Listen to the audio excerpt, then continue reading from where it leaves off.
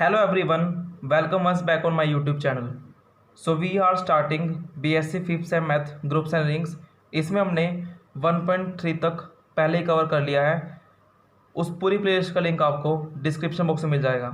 So now let us start today with last exercise of this chapter which is exercise 1.4. So let us start with first topic जो कि मेरे पास क्या है, cyclic group.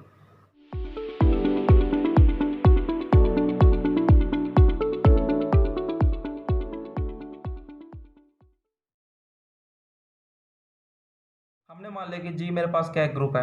अगर जी से मैं कोई एक एलिमेंट उठाता हूँ ए, तो जो बाकी एलिमेंट है जी के वो किस फॉर्म के होने चाहिए, ए की पावर एन टाइप के, जहाँ पर एन क्या है, जेड से बिलोंग करता है. देखिए इसको समझते हैं हम एग्जांपल से. जैसे जी मेरे पास ये है, क्या है, एक सेट है जिसमें मेरे पास क्या है, ए की पावर -2, ए की पावर -1, ए की पावर 0 विच इज़ आइडेंटिटी, ए की पावर 1, ए की पावर 2, ए की पावर 3 एंड सो ऑन. आप क्या देख पा रहे हैं कि यहाँ पर मेरे पास सिर्फ एक ही एलिमेंट है और उसकी यहाँ पर डिफरेंट पावर है. इट मीन्स जो पूरा सेट जी है वो सिर्फ एक सिंगल एलिमेंट ए से ही हो रहा है जनरेट.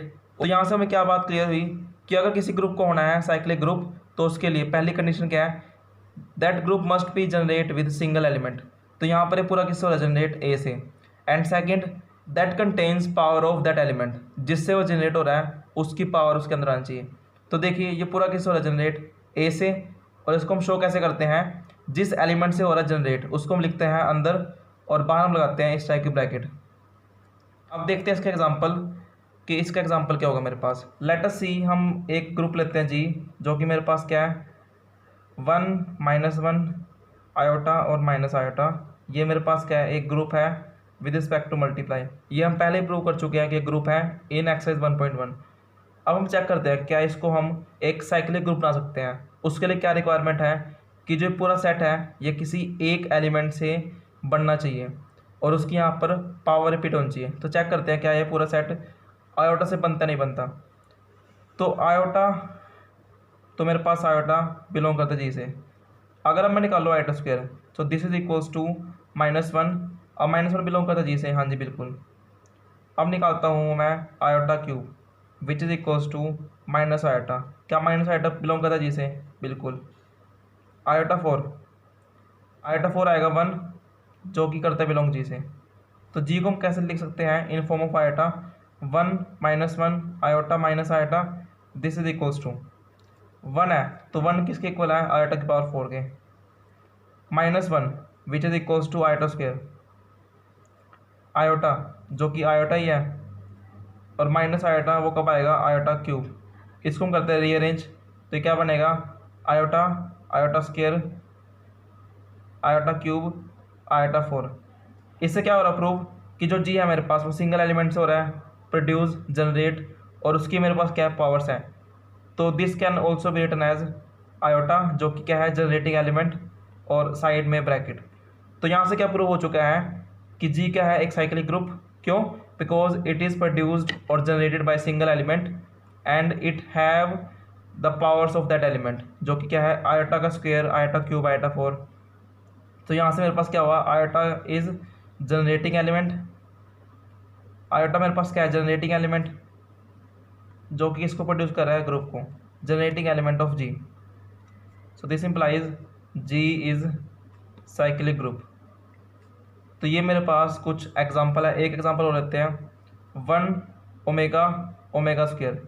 अब चेक करते हैं यहाँ पर कि यहाँ पर कौन सा मेरे पास है जनरेटिंग एलिमेंट, और ऑपरेशन मेरे पास यहाँ पे क्या है, मल्टीप्लाई का. अगर मैं लिखूँ ओमेगा, तो ओमेगा मेरे पास बिलोंग करता है जी से, बिल्कुल सही. अगर मैं निकाल लूँ ओमेगा स्क्वायर, तो वो भी करता है बिलोंग जी से. अगर मैं निकाल लूँ ओमेगा क्यूब, तो वो कितना आता है मेरे पास, 1 भी करता है बिलोंग जी से. तो this group can be written as G is equals to 1 की जगह मैं क्या लिखूँगा, ओमेगा क्यूब, ओमेगा की जगह आएगा ओमेगा, और इसकी जगह आएगा ओमेगा स्क्वायर. तो आप क्या देख पा रहे हैं कि जो पूरा सेट है वो किसी एक एलिमेंट से बन रहा है, और उसकी मेरे पास क्या पावर्स है, 1 2 और 3. पावर आगे पीछे हो इट डजेंट मैटर, बट होनी चाहिए पावर वहाँ पर 1 2 और 3. तो दिस इम्प्लाइज ये जनरेट हो रहा है डब्ल्यू से, तो डब्ल्यू का क्या है मेरे पास, जनरेटिंग एलिमेंट. और यहाँ से क्या होता है प्रूफ कि जो जी है मेरे पास वो क्या है, साइक्लिक ग्रुप। तो आई थिंक अब आपको कंसेप्ट क्लियर हो चुका होगा व्हाट इज साइक्लिक ग्रुप। तो यहाँ पर दो मेरे पास क्या है रिमार्क्स जो आपको याद रखने पड़ेंगे, वो क्या है, cyclic group can have more than one generator. किसी भी साइक्लिक ग्रुप का एक से ज़्यादा भी जनरेटर हो सकते हैं। जैसे हमने एग्जांपल किया था अभी ये वाला, तो यहाँ पर मेरे पास क्या आया था, आयोटा आया था यहाँ पर generating element. In that case minus iota भी मेरे पास इसका जनरेटर हो सकता है, इसका जनरेटिंग एलिमेंट हो सकता है। तो यहाँ से क्या होता है प्रूव कि साइक्लिक ग्रुप के एक से ज़्यादा हो सकते हैं जनरेटर। सेकंड मेरे पास क्या है, cyclic group may have any number of element. Cyclic group के अंदर कितने मर्जी चाहे एलिमेंट हो सकते हैं, it can be 100, it can be 1000 and so on. तो ये दो रिजल्ट आपको याद रखने पड़ेंगे।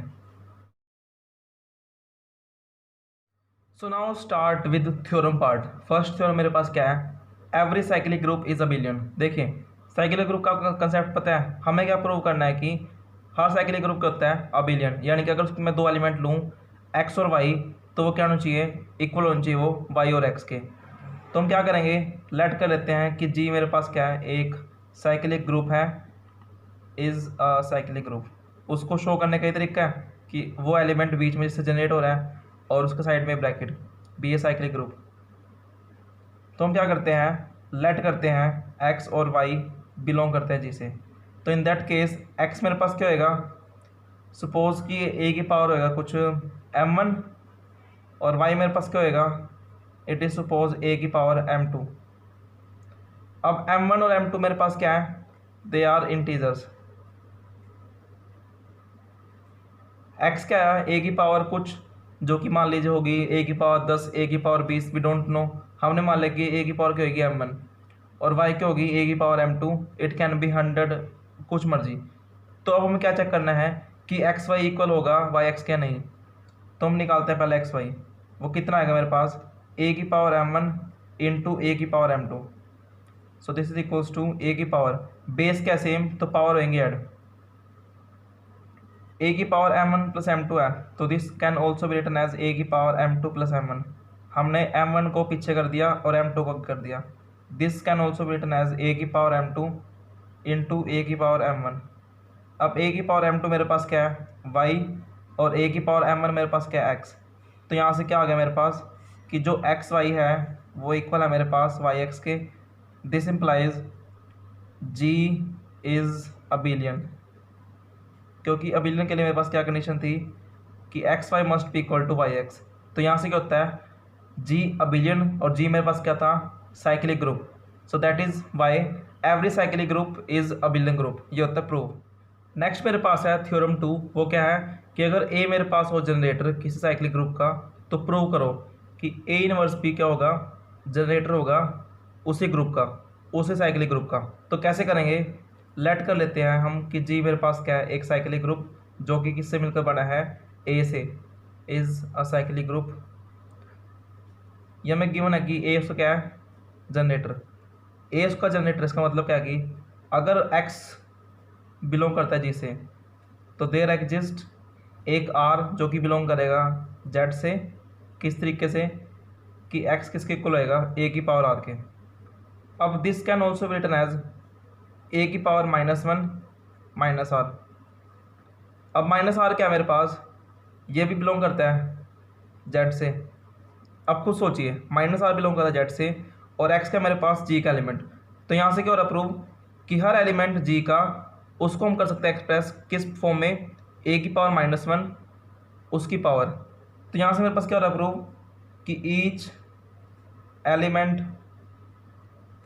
ऑफ जी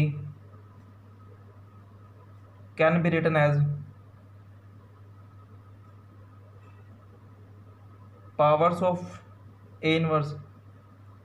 और ये मेरे पास क्या थी, डेफिनेशन ऑफ साइक्लिक ग्रुप। वो क्या थी कि किसी एक एलिमेंट की पावर में अगर लिखा जाए कोई group, so that group is known as cyclic group. और यहाँ से मेरे पास क्या हो रहा है, हर एक्स मेरे पास क्या है, एलिमेंट ऑफ जी, और यहाँ से हर एलिमेंट एक्स किस फॉर्म में लिखा जा रहा है, ए का इन्वर्स और उसकी पावर क्या है मेरे पास, इंटीजर।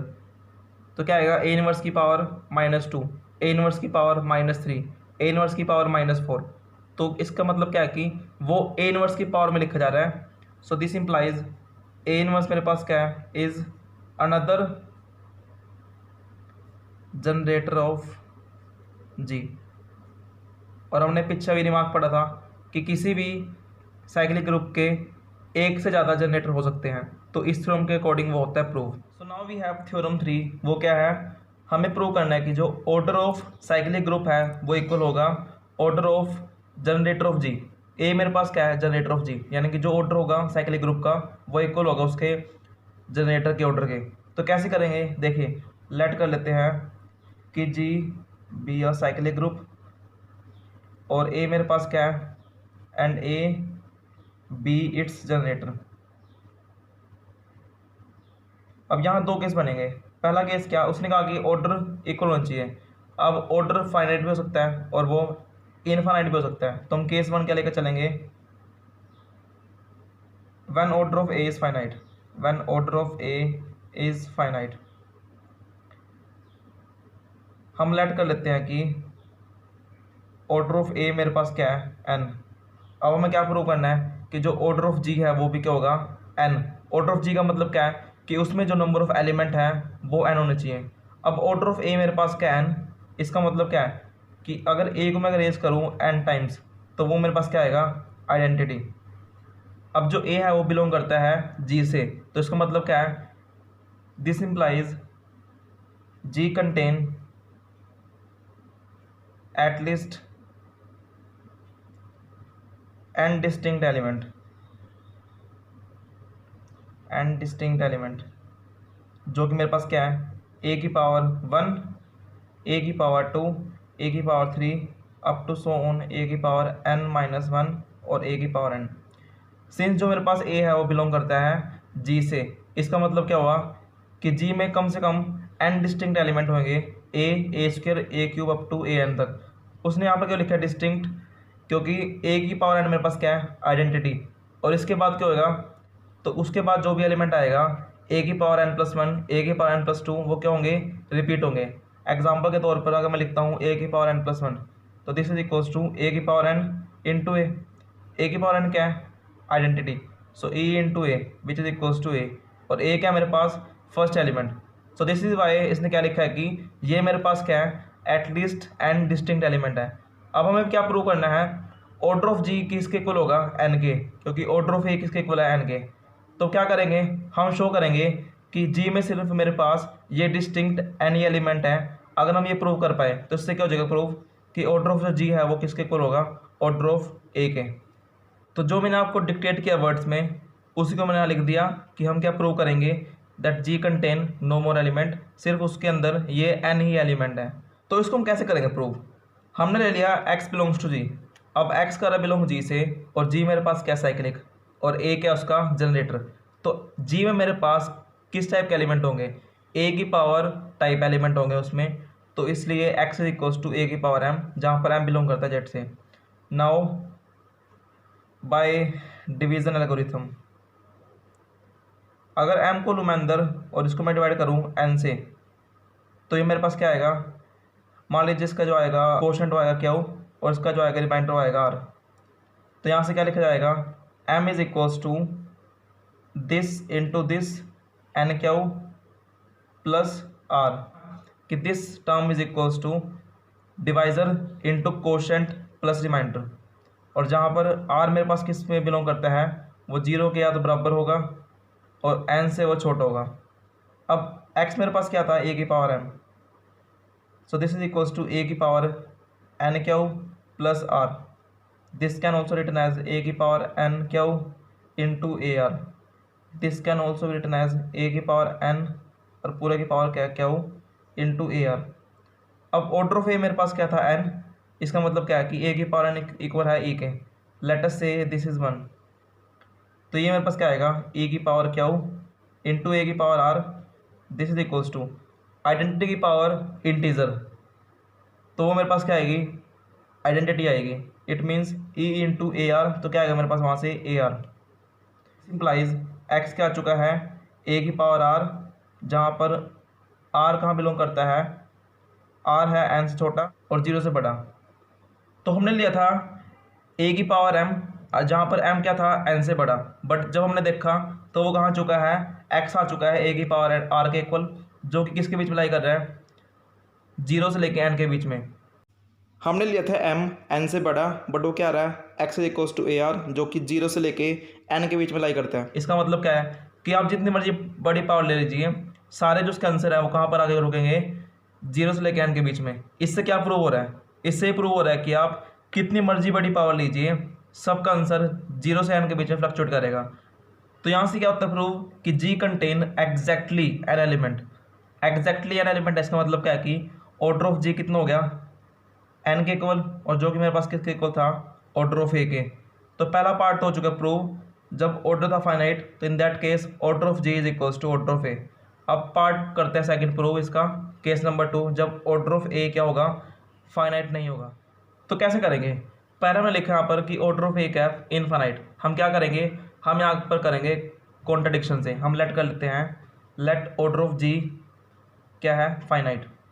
अगर वो है फाइनाइट तो उसको मान लेते हैं हमको एक वैल्यू, लेट अस से क्यू। अब ऑर्डर ऑफ जी क्या है, क्यू।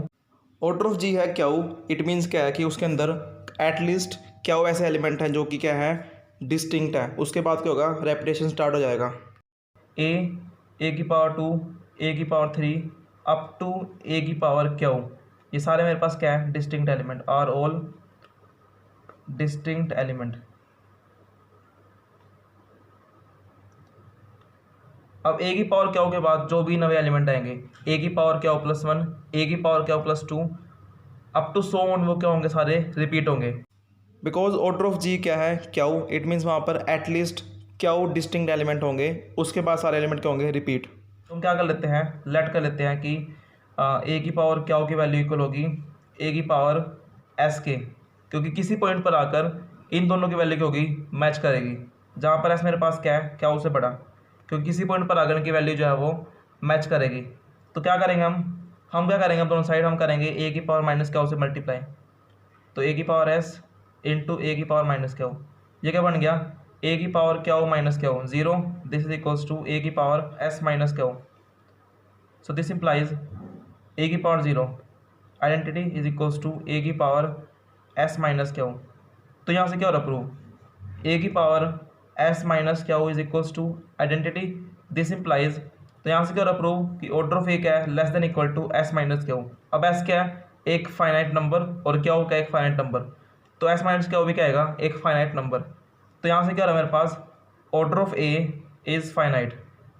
बट ये तो कॉन्ट्रडिक्शन है, क्यों, क्योंकि हमने क्या रखा कि जो ऑर्डर ऑफ ए है वो क्या है, infinite. So this implies order of A can never be finite. तो जो हमने सपोज किया था कि जो ऑर्डर ऑफ जी है वो फाइनाइट होगा, वो भी क्या है, रॉन्ग प्रूव होता है। So this implies our supposition is wrong, our supposition is wrong. और हमने क्या सपोज किया था कि जो ऑर्डर ऑफ जी है वो क्या होगा, finite. So this implies order of G is equals to order of A which is equals to infinite. तो चाहे आप केस 1 लीजिए, चाहे आप लीजिए case 2, in both the cases order of G किसके इक्वल है, ऑर्डर ऑफ ए के। Order of G is equals to order of A, hence proof. Next theorem मेरे पास क्या है, if a finite group of order N contains N element of order N then group must be cyclic. इसका मतलब क्या है कि कोई एक फाइनाइट ग्रुप है जिसका ऑर्डर क्या है, एन। लेट अस सपोज कि जी मेरे पास क्या है, कोई ग्रुप, और उसका मेरे पास ऑर्डर क्या है, एन। जी यहाँ पर साइक्लिक नहीं है, जी सिर्फ एक फाइनाइट ग्रुप है, और उसके अंदर एक एलिमेंट कंटेन करता है जिसका ऑर्डर क्या है, एन। लेट अस सपोज वो एलिमेंट है ए, तो ऑर्डर ऑफ ए क्या है, एन। तो हमें क्या प्रूव करना है कि इन दैट केस जो ग्रुप है वो क्या होगा, साइक्लिक। तो कैसे करेंगे, पहले लिखते हैं कि let G be a finite group, और हम क्या मान लेंगे कि ऑर्डर ऑफ जो जी है वो है इक्वल टू एन। अब लेट कर लेते हैं कि ए बिलोंग करेगा जी से, एंड ऑर्डर ऑफ ए मुझे क्या गिवन है, एन। दिस इम्प्लाइज ए की पावर एन किसके इक्वल आएगा, ई के। तो यहाँ से मेरे पास क्या हो रहा प्रूव, ए की power n is equals to e. इसका मतलब क्या हुआ कि A square up to A की पावर एन, ये सारे क्या हैं, डिस्टिंक्ट एलिमेंट है, are n distinct element, distinct element. अब ये सारे कहाँ से करते बिलोंग, बिकॉज ए करता है जी से बिलोंग, और ऑर्डर ऑफ ए है एन। तो जो ए की पावर एन है, यानी कि सारे एलिमेंट कहाँ से बिलोंग करेंगे, जी से। ये सारे किसके एलिमेंट है, आर ऑल एलिमेंट्स ऑफ जी। ये सारे डिस्टिंक्ट एलिमेंट है जी के। सिंस जो मेरे पास ऑर्डर ऑफ जी है वो कितना है एन, सो इससे मेरे पास क्या होता है प्रूव कि there are n elements of G. Order of G मेरे पास है एन, तो यहाँ से क्या हो रहा है प्रूव कि जी के अंदर मेरे पास क्या है एन एलिमेंट्स हैं। और वो कौन से एलिमेंट हैं, ए स्क्वायर, ए की पावर 3, ए की power 4n up to A की पावर n। इसका मतलब कि ये सारे एलिमेंट कहाँ से बिलोंग करते हैं, जी से। और मेरे पास क्या थी रिक्वायरमेंट साइक्लिक ग्रुप के लिए कि एक होना चाहिए जनरेटर और उसी की पावर होनी चाहिए वहाँ पर। तो यहाँ से क्या होता है प्रूव जी इज साइक्लिक। क्यों, because every element of G can be written as powers of A। इसको हम A की पावर में लिख सकते हैं।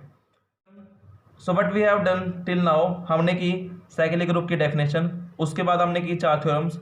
फर्स्ट थ्योरम क्या थी कि हर साइक्लिक ग्रुप क्या होता है अबिलियन, कि अगर A है जनरेटर साइक्लिक ग्रुप का तो A इनवर्स भी होगा साइक्लिक ग्रुप का जनरेटर। थर्ड क्या थी कि ऑर्डर ऑफ जी किसके इक्वल होगा, ऑर्डर ऑफ ए के। फोर्थ हमने क्या करी कि अगर एक फाइनाइट ग्रुप है उसका ऑर्डर अगर एन है और उसमें एक एलिमेंट करता है कंटेन जिसका खुद का ऑर्डर है एन, तो इन दैट केस वो ग्रुप क्या होगा साइक्लिक। तो आज हम करते हैं यहीं तक। In the next lecture we will discuss a new concept that is Lagrange's theorem, और उसके बेस पर करेंगे कुछ हम थ्योरम्स। तो आज के सिर्फ इतना ही, मिलते हैं नेक्स्ट वीडियो में। Till then bye bye and have a good day.